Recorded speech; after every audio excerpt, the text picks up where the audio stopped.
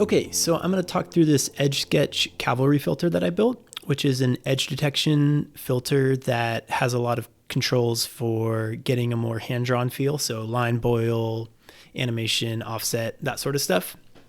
And I'm going to go through each control, just kind of generally what it does and how to think about it, and then hopefully from there you can kind of take it and art direct it however you want to add to your compositions. So I've added it at the top level here to this duplicator.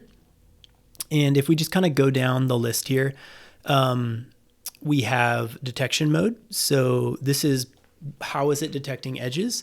General is usually what you want. It is actually a combination of the other three, alpha, luminance, and color. You can see if I change to alpha, it's only getting the negative space transition of this, not where the actual colors or luminance is overlapping. So those are the two most useful. And then luminance will draw edges based on brightness differences, and then color will draw based on color differences. But again, generally you're going to want general. So we have a quality control. So this will basically be the number of samples that it uses to find the edges. Higher quality is going to be a more precise edge. It's also going to be slightly higher performance overhead. And also I kind of like the low quality stuff because it looks weirder.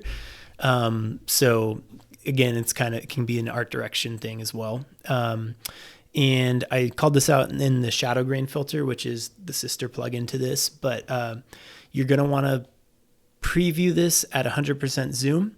These are screen space based effects. So what you see will be determined by like your zoom. You can see as I zoom out, the line gets much thicker, which is actually not accurate to what will be rendered. What will be rendered is what you see at 100%. So you can see if I'm low here, I'm going to want to up the edge width here. So yeah, we've gone through detection mode, general, low quality right now. Let's go up to medium, get like a slightly better looking line here. The width is the width of the line. And as we get thicker lines, it's probably better to go higher in quality. Just because we start to see some of the breakup of these lines.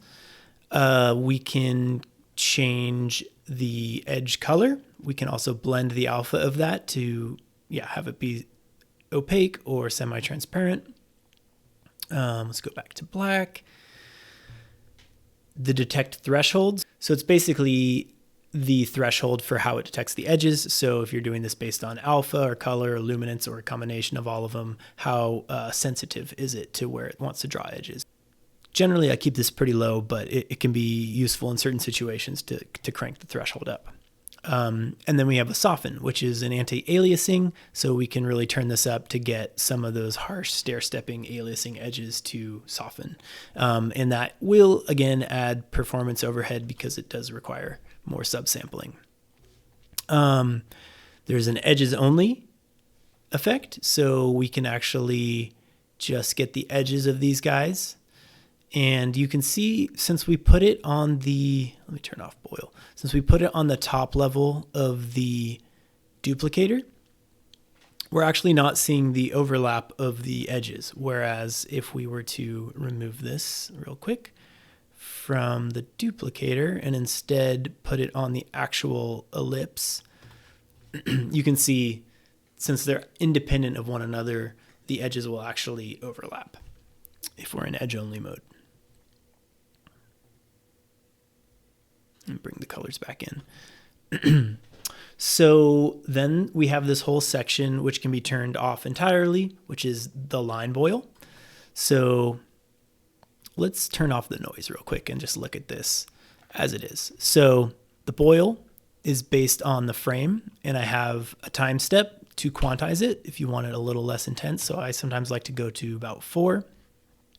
And then we have the amount. So we can really boil this to get a cool, sketchy effect. We can turn up the frequency of like how it's boiling. So this is the noise that we're using to boil. We can turn it way up to kind of get like a sketch, like almost like a crayon effect. And then the amount, if we like really go up with it, it starts to get very distorted. Let's go back down. Something a little more organic looking. And we can actually decouple the line boil from the underlying shape boil. So if we want it to look like the lines are kind of sketching outside of the, like kind of missing it, the shapes will stay constant as their actual form and the lines will just boil around it. And to kind of even exacerbate this further, there's an offset edges toggle here where we can really move the lines offset from their parent, or like where the shape that they're actually drawn around, to again kind of get this like print offset, or like a child missing the lines as they're drawing them. And one more thing, we can animate the offset. So we can kind of stack this series of like organic nuance to make it feel more and more real, less digital, less precise. So what this does is we've already offset by this much, and then there's this animate amount to animate the edge offset, which will move it by, in this case, 7 pixels in X and Y, in positive and negative, and so it's kind of shifting around. And again, this is being attenuated by the time step. So every 4 frames, it's going to move things. Every 4 frames, it's going to boil a little bit. And if we go down to 1, it's going to be insane. So usually when you're going for these hand-drawn sketch effects, you want to either be doing this on 2s or 4s to make it feel like an actual animation, which usually animation is done on 2s and 4s. Sometimes 3s, probably sometimes other numbers. I don't know. I'm not a hand-drawn animator. I just fake it. Okay. So that's kind of the overview of all of these. Again, it looks great. Like, let's look at it and some other things. So just have this little soot sprite animation, and it's a cool looking animation by itself, but adding just some like offset, some boiling the other lines. Like you can even just boil the shape itself with very little edge or no edge at all, and it will just give you a nice like roughen edges, something that is very common in something like After Effects. Let me just turn all these guys on.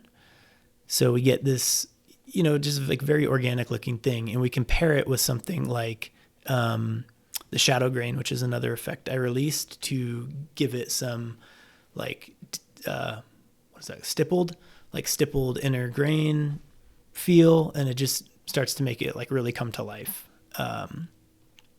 And if we go back here, there's also a number of presets to get you started. So just basic edge with offset, blue edges, which are like very kind of all over the place. And yeah, you can kind of look through each one of these yourself. Thick and fuzzies, kind of got a crayon effect. Tune lines, boiled. So yeah, I encourage you to just kind of play around with it and see what you can come up with. And like always, often on Discord, on the Cavlary Discord, on the Scenery Discord, if you have any questions about this, please come find me, and I'm happy to answer questions. Thanks.